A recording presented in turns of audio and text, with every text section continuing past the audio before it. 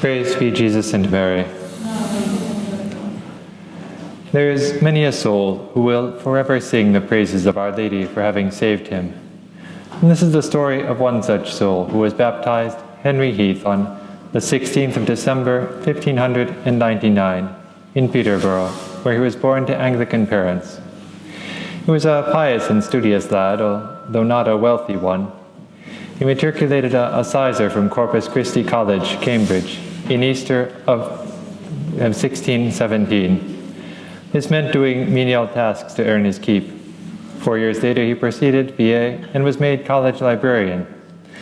And the following year he was ordained a deacon and a priest for the Church of England. However, he was soon to make a discovery that would change his life. For as university librarian, he had the opportunity to read Catholic and Protestant authors on matters of the greatest concern to his faith. He began to read St. Robert Bellarmine and William Whitaker together, comparing the two. St. Robert had written a defense of the Roman Catholic Church, and especially of the Roman Pontiff, while Whitaker was one of the foremost Anglican divines of his time, of the 1500s, and had written against Bellarmine, written a refutation of Bellarmine's defense of the Catholic Church. Whitaker was Calvinistic and had been the master of St. John's College until his death in 1595. He was quite fluent in Latin and Greek. He translated the Book of Common Prayer into Greek in order to thank one of his professors. He quoted the Fathers of the Church against St. Robert, who had quoted them in favor of the Catholic positions. So the question was, which of these two was right? Young Henry began looking up the passages cited by the two controversialists, and he found that Bellarmine's quotations were quite faithful and sincere, while Whitaker's were inaccurate and even fraudulent.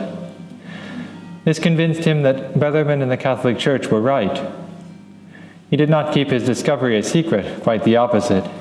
He now exposed the errors of Protestantism with such publicity and force that the college authorities resolved on his expulsion and imprisonment. So he fled to the Spanish embassy in London, which was then the asylum of distressed Catholics, but oddly he was refused admittance. He next applied to George Jerningham, a well-known Catholic, hoping that he could introduce him to the Spanish ambassador. But Jerningham took him for a spy and rejected him with bitter reproaches. So now friendless and rejected by Protestants and Catholics alike, what was Henry to do? He recalled the devotion of Catholics to Our Blessed Lady, in whom he had hitherto had but little faith. Turning to her as the help of Christians and the comforter of the afflicted, he humbly and urgently besought her to take pity on him, and vowed in return to devote himself to her service. Shortly thereafter, that very same Mr. Jerningham, who had rejected him, approached him, came to him with kindness, and took him to a priest, Father George Muscat, who confessed him and reconciled him to the Church. He now sought to make good on his vow to Our Lady. Father Muscat and George Jerningham took him to the Spanish ambassador, introduced him, and he received a letter of recommendation from the ambassador, traveled to Douai in Belgium, and entered the English college. There he came to know the Franciscans when a pair of them came to the college one day. The Franciscans, just 5 years before, had opened a college and friary there in the same town, dedicated to St. Bonaventure. And he, impressed by their poverty, by their conformity to Christ, asked to enter. But once again he met with difficulty, for Henry was a recent convert, and the English Secret Service was apt to use pretend converts to gain information on those training for the mission. The Guardian was suspicious of him. But eventually he managed to convince the superior of his sincerity, and so received the habit of St. Francis in 1623. Just a year before he'd been ordained an Anglican priest. The English province of the Franciscans was and is dedicated to the Immaculate Conception, already a Marian step in his life. He received the name Brother Paul of St. Magdalene in religion. He was an exemplary novice. His confreres recall that none surpassed him in contempt of the world, in mortification of the flesh and of his mortification of his self-will, in prayer and in love of God. He was bent on imitating St. Francis in all things, even literally. After his novitiate, the friars having seen his abilities, Brother Paul began studying theology with Father Francis of St. Clare, who was an excellent teacher of the theology of Blessed John Duns Scotus, even by the standards of a century which saw extraordinary expansion of the Scotistic school. Outstanding in learning and in virtue, Father Paul rose rapidly to positions of responsibility. He became novice master, then guardian, and 7 years after he received the habit, he was appointed vicar of the Franciscan College. After another 7 years, he was the custos with the office of commissary of the English Brethren in Belgium, the English Franciscans in Belgium. It was 1637. Whereas academically, he also had a rapid rise. He became first lecturer of moral theology, and then lecturer in scholastic theology, and finally rose to the highest theological chair. Yet so great was his humility that he accepted these offices only under obedience. He sought to imitate St. Francis, as I've said, both in love of Christ crucified and in his love of our Blessed Mother, who is inseparable from Christ. And Father Paul, you remember, he made that vow to dedicate himself to Our Lady's service, and as a sign of this, he wore a chain around his arm. It's a sign that he was her slave. Perhaps it would surprise some of you to hear of someone practicing Marian slavery decades before Saint Louis Marie Grignon de Montfort was born, but the practice actually originated with the Franciscans. Father Paul turned to Our Lady in all of his difficulties, and attributed to her intercession the amazing conversion of his elderly father. His father was a bigoted Protestant. He seemed to be proof alike against arguments and prayers, and was now elderly on the brink of the grave. And Father Heath turned with confidence to Our Lady, beseeching her aid for his father in his extreme peril.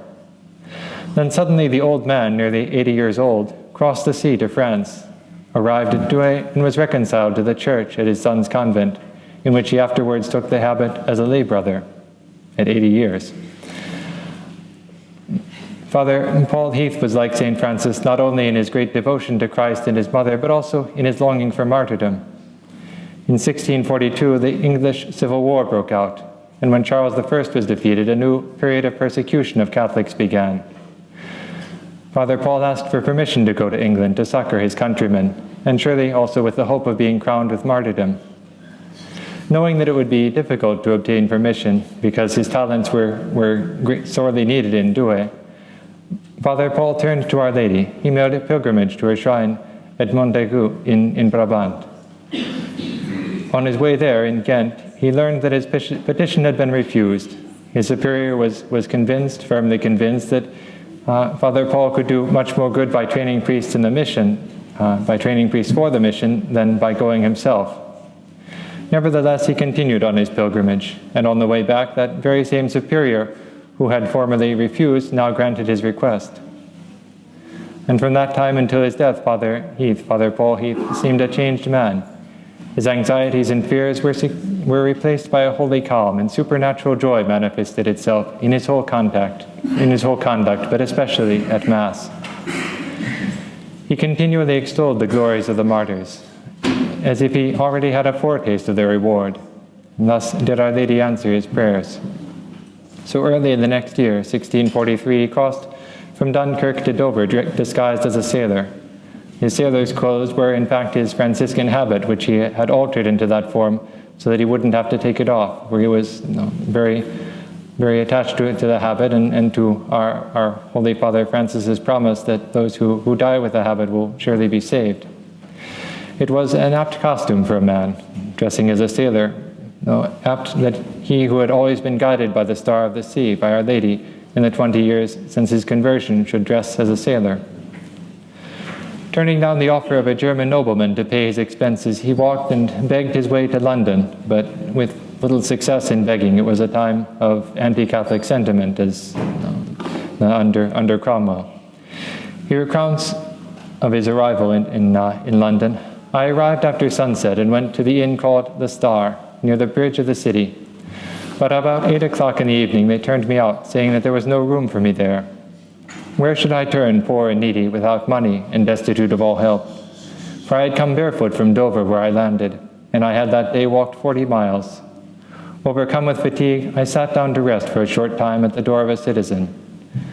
But unfortunately, the master of the house, finding him there, questioned him who became very suspicious and delivered him to the constable as a shoplifter. Some papers found in his cap betrayed his religion, and he was taken to the Compter prison. The next day he was brought before the Lord Mayor, and on confessing that he was a priest, he was sent to Newgate. Shortly thereafter, he was examined by a parliamentary committee and again confessed his priesthood. And so he was eventually indicted for being a priest and having entered the realm as such. He went to his death at Tyburn on the 17th of April, that same year, 1643. But even there, he was still acting as a priest. In the very cart that took him to Tyburn, he reconciled one of the criminals that was executed with him. And he finished his course praying, Jesus, Mary, Jesus, forgive my sins. Jesus, convert England. Jesus, have mercy on this country. O England, turn thyself to the Lord thy God. He was allowed to hang until he was dead.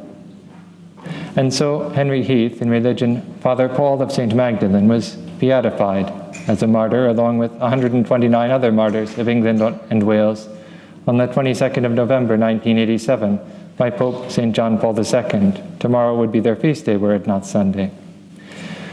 And so we pray to St. Paul of Mary Magdalene, to all the holy martyrs, that they will teach us to persevere in our faith, teach us the precious nature of the gift that we have received, especially those of us who have had the fortune to be born Catholics instead of having to search out and discover the true religion with so much study as Father Heath had to.